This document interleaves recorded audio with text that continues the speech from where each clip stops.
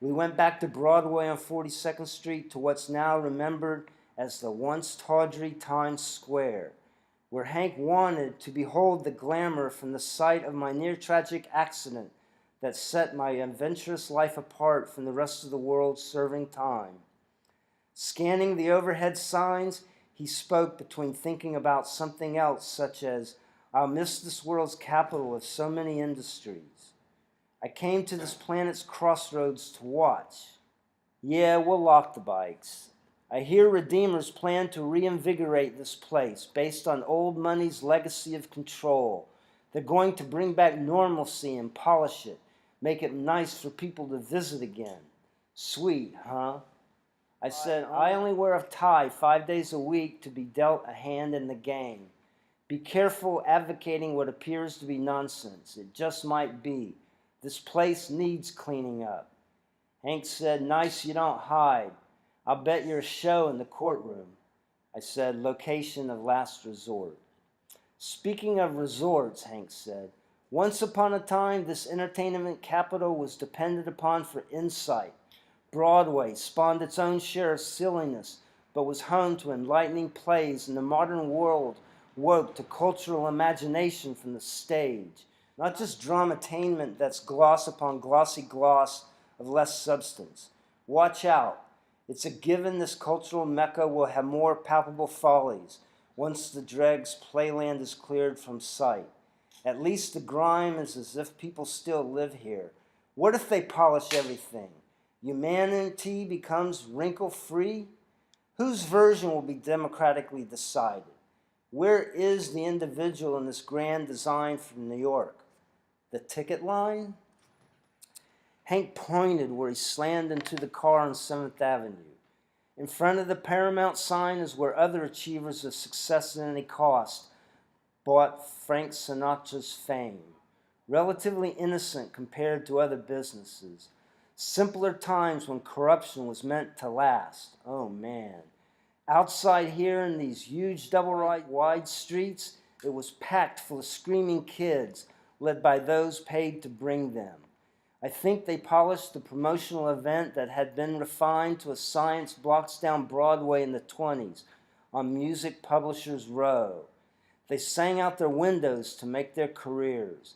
And Frank, well, Mr. Sinatra predated and survived the Beatles' seemingly more innocent, yet similar rise to American prominence.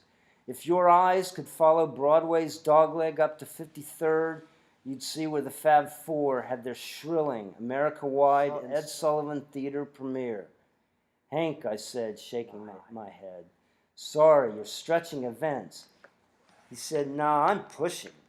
We locked the bikes to a no parking sign in the median between Broadway and 7th, next to the military recruiting station that probably hindered Hank's sightline in his accident. Hank said there'd have been no problem if that speeding car didn't break the law running the red light. Speaking of things to wish for, I thoroughly concur with a quote of Albert Einstein's that militaries represent governments' concern for their own survival more than ours. He, of course, I think, bases that in part on language's absurd uses, like civilized warfare, for instance. What the hell is that? Oxymoronic. We are dishonored, inflicting death, period. So not for a second do I believe the modern world will rationalize more loopholes around facts favoring war. If we're lucky, parking here will irritate someone. And we did, but not anyone Hank hoped to see again. The man from the LaGuardia houses had watched us from 44th while crossing 7th Avenue too. He tried hiding within the group of working women he was with, but then the pusherman's face lit up as if he was finally recognizing we saw him too. He wouldn't go with the women, who'd apparently planned a family dinner at the also now long gone Howard Johnson that had sat upon that spot in its original form for near 5 decades. The women were agitated by his apparent promise to come back, so they waited and watched, planted right there. He crossed 44th with a firm bead on us under the Paramount sign.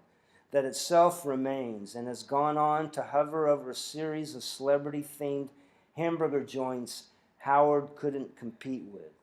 We were glued as the pusher stepped up aggressively, certain we knew how much meaner he was than us. He said, "You are following me." Hank didn't, so I spoke. "No, not following. This is a very public place. We had no idea you're here."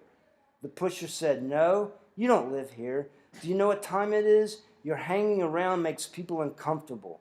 The pusherman told Hank to get lost. Hank said, "Like the chemically dependent you feed on?" "All right." But Hank missed seeing the threatening fist by stepping alongside a passing patrolman the dealer couldn't have seen come up from behind his back. I caught up with him and heard Hank fail to ask directions, but stutter his admission. "You are a refuge from a hostile Times Squarean." The officer stopped, turned, and said, pointed him out. But Hank didn't budge and said, "Sorry, I don't consider justice revenge." "You don't?" "No, sir. Complete justice is the absence of crime." "Okay," the peace officer said. "You'll have to make your way in the real world as best you can without the authorities. I have other duties besides listening to nut jobs." And Hank said, "Thank you, officer." Well, I thought, as I have ever since, of Hank as the little kid in the back seat, taunting and pleading with his family. Isn't this utopia? Aren't we there yet?